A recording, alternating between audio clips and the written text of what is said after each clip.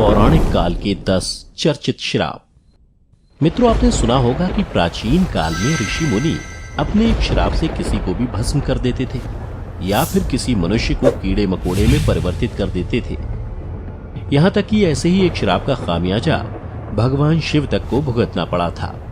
तो मित्रों, स्वागत है आप सभी का एक बार फिर द डिवाइन टेल्स पर। आज की इस वीडियो में मैं आपको ऐसे ही 10 पौराणिक काल के श्रापों के बारे में बताऊंगा जिन्हें शायद आप नहीं जानते होंगे। श्राप जिसके कारण कटा था भगवान गणेश का मस्तक। हमारे हिंदू ग्रंथों के अनुसार समय समय पर श्राप का दंश स्वयं भगवान को भी झेलना पड़ा है। आपने भी ऐसी कई कथाएं सुनी होंगी जिनमें भगवान को श्राप मिलने के बारे में बताया गया होगा। ऐसे ही एक श्राप के बारे में ब्रह्मवैवर्त पुराण में बताया गया है, जिसके कारण भगवान शिव को अपने पुत्र गणेश का मस्तक काटना पड़ा था। कथा के अनुसार एक बार नारद जी बड़े ही जिज्ञासु अवस्था में श्री हरि नारायण के पास पहुँचे और विनीत स्वर में बोले कि हे प्रभु, मैं आपसे ये जानना चाहता हूँ कि भगवान शंकर ने क्यों अपने पुत्र गणेश जी के मस्तक को काट दिया। इस पर श्री हरि विष्णु ने कहा कि नारद, मैं तुम्हें इसके पीछे की प्राचीन कथा सुनाता हूँ। महादेव के 2 भक्त थे, माली और सुमाली। उनका किसी व्याधि को लेकर सूर्यदेव से युद्ध हो गया। माली और सुमाली पर सूर्यदेव ने अपनी तेज शक्ति का प्रयोग कर दिया। उनकी पुकार सुनकर क्रोधित महादेव ने सूर्यदेव पर शूल का प्रहार कर दिया। त्रिशूल की चोट से सूर्य की चेतना नष्ट हो गई और वो अपने रथ से नीचे गिर पड़ा। जब कश्यप जी ने देखा कि मेरा पुत्र मृत अवस्था में है तो विलाप करने लगे। उस समय सारे देवताओं में हाहाकार मच गया और संसार में अंधकार छा गया। तब ब्रह्मा के पौत्र तपस्वी कश्यप जी ने शिव जी को श्राप दिया और कहा कि जैसा आज तुम्हारे प्रहार के कारण मेरे पुत्र की अवस्था हुई है, आपको एक दिन स्वयं अपने पुत्र पर त्रिशूल का प्रहार करना होगा, जिससे आपके पुत्र का मस्तक कट जाएगा। ये सुनकर भोलेनाथ का क्रोध शांत हो गया। उन्होंने सूर्यदेव की चेतना लौटा दी। ये देखकर ऋषि कश्यप अवाक रह गए और क्षमा याचना करने लगे। जब सूर्यदेव को कश्यप जी के श्राप के बारे में पता चला तो उन्होंने सभी का त्याग करने का निर्णय लिया। ये सुनकर देवताओं की प्रेरणा से भगवान ब्रह्मा सूर्य के पास पहुँचे और उन्हें उनके काम पर नियुक्त किया। बाद में जैसा कि ऋषि कश्यप का शाप था, गणपति बालक के विवाद से वैसी ही स्थिति बन गई और महादेव को अपने पुत्र का मस्तक काटना पड़ा। नंदी ने दिया था रावण को श्राप। मित्रों, जिस तरह गायों में कामधेनु को श्रेष्ठ माना जाता है, उसी तरह बैलों में भगवान शिव के वाहन नंदी सबसे उत्तम माने जाते हैं। लेकिन क्या ये जानते हैं कि नंदी ने रावण को श्राप दिया, जिसकी वजह से रावण का सर्वनाश हो गया था। शिव पुराण के अनुसार एक बार रावण भगवान शंकर से मिलने कैलाश गया। वहाँ उसने नंदी को देखकर उनके स्वरूप की हंसी उड़ाई और उन्हें वानर के समान मुख वाला कहा। तब नंदी ने रावण को श्राप देते हुए कहा कि हे दुष्ट, तू मेरे जिस पशु स्वरूप को देखकर इतना हंस रहा है, उसी पशु स्वरूप के जीव तेरे विनाश का कारण बनेंगे। और मित्रों, ये तो सभी जानते हैं कि वानर सेना और भगवान हनुमान की मदद से ही भगवान राम रावण का वध कर पाए थे। ब्राह्मण दंपति का राजा दशरथ को श्राप। मित्रों, हम सब ये तो जानते हैं कि राजा दशरथ ने अपने पुत्र राम के वियोग में प्राण त्याग दिए थे, लेकिन ये बात कम ही लोगों को पता है कि ये सब राजा दशरथ को मिले एक श्राप की वजह से हुआ था। आइए मिलकर जानते हैं उस श्राप के बारे में। तो वाल्मीकि रामायण के अनुसार एक बार जब राजा दशरथ शिकार करने वन में गए तो गलती से उन्होंने ब्राह्मण पुत्र का वध कर दिया। उस ब्राह्मण पुत्र का नाम श्रवण कुमार था। उधर जब श्रवण कुमार के माता पिता को अपने पुत्र की मृत्यु का समाचार मिला तो उन्होंने राजा दशरथ को श्राप दिया कि जिस प्रकार हम पुत्र वियोग में अपने प्राणों को त्याग रहे हैं, उसी प्रकार तुम्हारी मृत्यु भी पुत्र वियोग के कारण ही होगी। राजा दक्ष का चंद्रमा को श्राप। कहा जाता है कि मनुष्य को हमेशा सोच समझकर आचरण करना चाहिए। उसके द्वारा भूलवश किया हुआ कार्य भी किसी बड़ी विपदा को आमंत्रण दे सकता है। और शिव पुराण में भी एक ऐसी ही कथा मिलती है जिसमें अपने आचरण के कारण चंद्रमा को श्राप का भागी बनना पड़ा था। शिव पुराण की कथा के मुताबिक राजा दक्ष ने अश्विनी समेत अपनी 27 कन्याओं का विवाह चंद्रमा से किया था। 27 कन्याओं का पति बन के चंद्रमा बेहद प्रसन्न थे। कन्याएं भी चंद्रमा को वर के रूप में पाकर अति प्रसन्न थीं। लेकिन ये प्रसन्नता ज्यादा दिनों तक नहीं रह सकी, क्योंकि कुछ दिनों बाद चंद्रमा अपनी 27 पत्नियों में से एक रोहिणी पर ज्यादा मोहित हो गए। ये बात जब राजा दक्ष को पता चली तो वो चंद्रमा को समझाने गए। चंद्रमा ने उनकी बातें सुनी लेकिन कुछ दिनों के बाद फिर रोहिणी पर उनकी आसक्ति और तेज हो गई। तब राजा दक्ष को ये बात फिर से पता चली तो वो क्रोध में चंद्रमा के पास गए और उन्होंने फिर चंद्रमा को श्राप दिया कि तुम क्षय रोग से पीड़ित हो जाओगे। राजा दक्ष के श्राप के तुरंत बाद चंद्रमा क्षय रोग से पीड़ित हो गए, जिसकी वजह से उनकी रोशनी जाती रही। ये देख ऋषि मुनि परेशान हो गए। इसके बाद सारे ऋषि मुनि और देवता इंद्र के साथ भगवान ब्रह्मा की शरण में गए और उनसे कुछ उपाय करने की विनती की। ऐसे में ब्रह्मा जी ने उन्हें एक उपाय बताया कि चंद्रमा को सोमनाथ में भगवान शिव का तप करना होगा और फिर ब्रह्मा जी के बताए उपाय के अनुसार चंद्रमा भगवान शिव का तप करने लगे। चंद्रमा ने करीब 6 महीने तक भगवान शिव की तपस्या की, जिसके बाद भोलेनाथ ने उन्हें दर्शन दिए। तब चंद्रमा ने भगवान शिव से उन्हें क्षय रोग से मुक्त करने का वर मांगा। भगवान शिव ने कहा, मैं तुम्हें श्राप से पूरी तरह मुक्त तो नहीं कर सकता, लेकिन मध्य का मार्ग निकालने का प्रयास कर सकता हूँ। शिव भगवान ने कहा कि 1 माह में 2 पक्ष होते हैं, उसमें से एक पक्ष में तो तुम निखरते जाओगे, लेकिन दूसरे पक्ष में तुम क्षीण भी हो जाओगे, अर्थात तुम्हारी रोशनी कम होती जाएगी। तो मित्रों, ये ही वो पौराणिक रहस्य है चंद्रमा के शुक्ल और कृष्ण पक्ष का, जिसमें एक पक्ष में तो वो बढ़ते हैं और दूसरे में वो घटते जाते हैं। गांधारी का श्री कृष्ण को श्राप। महाभारत की कथा में जिन सशक्त महिलाओं का जिक्र आता है उसमें एक नाम गांधारी का भी है।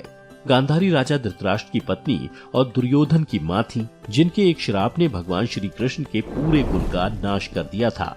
महाभारत का विनाशकारी युद्ध समाप्त होने के बाद जब गांधारी ने अपने 100 पुत्रों के शव सफेद वस्त्रों में लिपटे देखे तो वो विलाप करने लगी। इसी बीच वहां भगवान श्री कृष्ण आ गए। तब विलाप कर रही गांधारी ने रोते हुए श्री कृष्ण से कहा, ये सब तुम्हारे ही कारण हुआ है। अगर तुम चाहते तो इस युद्ध को टाला जा सकता था, लेकिन तुमने ऐसा नहीं किया। गांधारी ने श्री कृष्ण से कहा कि इस कृत्य के लिए मैं तुम्हें कभी माफ नहीं करूंगी, और जिस तरह मेरे वंश का नाश हुआ है उसी प्रकार से तुम्हारा वंश भी आपस में लड़ते हुए नष्ट हो जाएगा। और गांधारी के श्राप के कुछ सालों बाद ही यादवों में आपसी विवाद हो गया और इस तरह पूरा यदुवंश आपस में मार पीट कर समाप्त हो गया। भगवान श्री कृष्ण का अश्वत्थामा को श्राप। मित्रों, चलिए महाभारत में दिए गए एक और श्राप के बारे में जान लेते हैं। ये श्राप स्वयं भगवान श्री कृष्ण ने अश्वत्थामा को दिया था। अश्वत्थामा कौरव और पांडवों के गुरु द्रोणाचार्य का पुत्र था, जिसने महाभारत में कौरवों की ओर से युद्ध किया था, लेकिन अपनी ये गलती के कारण इसे एक श्राप मिला और कहा जाता है कि इस श्राप की वजह से अश्वत्थामा दुनिया खत्म होने तक भटक रहा है। दरअसल द्रोणाचार्य के पुत्र अश्वत्थामा को श्री कृष्ण ने अमरता का श्राप दिया था, क्योंकि उसने ब्रह्मास्त्र का गलत प्रयोग किया था। इस कारण श्री कृष्ण अश्वत्थामा पर क्रोधित हो गए और उसे श्राप दे दिया कि वो उन सभी हत्याओं के पाप का बोझ ढोता हुआ हजारों वर्ष तक निर्जन जगहों में भटकता रहेगा। मित्रों, आज भी कई जगहों पर अश्वत्थामा को देखे जाने की बात कही जाती है, लेकिन इन बातों की सत्यता के बारे में कोई दावा नहीं किया जा सकता है। भगवान परशुराम का कर्ण को श्राप। कर्ण न केवल एक शक्तिशाली योद्धा थे, बल्कि बहुत बड़े दानवीर भी माने जाते थे।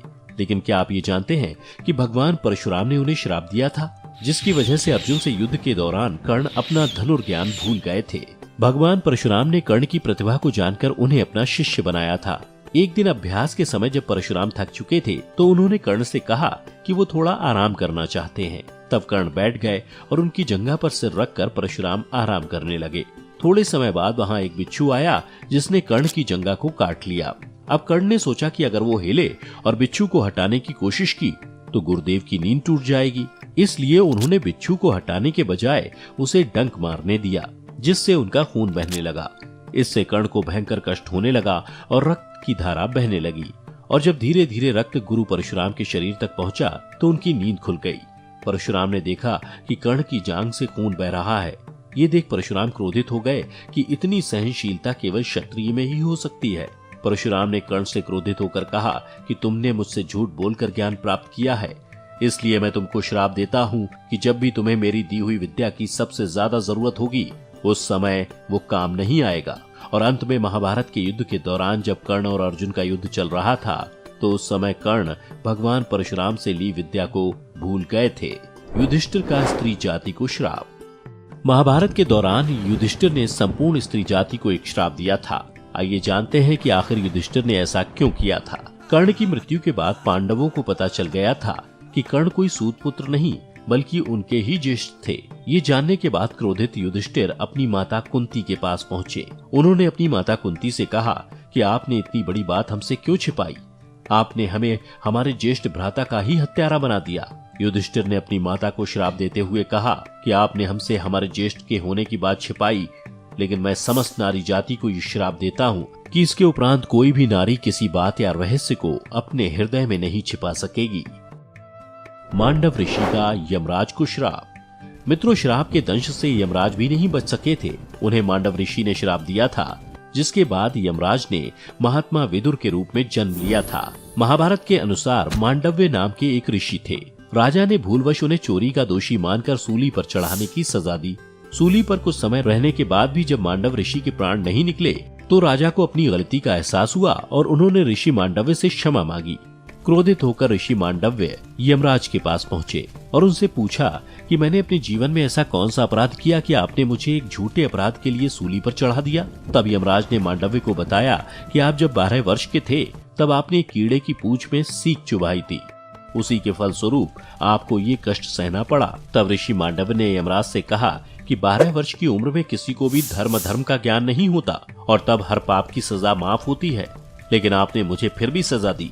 ऐसे में मैं तुम्हें श्राप देता हूँ कि तुम्हें शूद्र योनि में एक दासी पुत्र के रूप में धरती पर जन्म लेना पड़ेगा।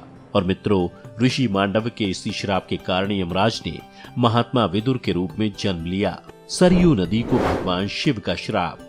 चलिए मित्रों, अब अंत में एक ऐसी नदी के बारे में भी जान लेते हैं जिसे भगवान शिव ने श्राप दिया था और इसे आज भी शापित नदी ही माना जाता है। दरअसल मैं बात कर रहा हूँ सरयू नदी की। मान्यता है कि भगवान श्री राम ने इसी नदी में स्वयं की इच्छा से समाधि ली थी, जिसके बाद शिवजी ने सरयू को श्राप दिया था कि हे सरयू, अब अगर तुम्हारे जल में कोई आचमन भी करेगा तो नरक का भागीदार होगा। तुम्हारा जल किसी भी पूजा में शामिल नहीं किया जाएगा, तुम्हारी कोई पूजा नहीं करेगा, क्योंकि तुम भगवान राम की मृत्यु का कारण बनी हो। मित्रों, आज भी सरयू नदी को शापित माना जाता है। सरयू के किसी भी किनारे पर ना यज्ञ होता है और ना ही इसके पानी का इस्तेमाल पूजा अर्चना में किया जाता है। तो मित्रों, आज के इस वीडियो में बस इतना ही। आपको आज की वीडियो पसंद आई हो तो इसे लाइक और शेयर जरूर करना और हाँ, कमेंट करके जरूर बताना कि आप इन 10 श्रापों में से किस श्राप के बारे में पहले से जानते थे। आपका बहुत बहुत धन्यवाद।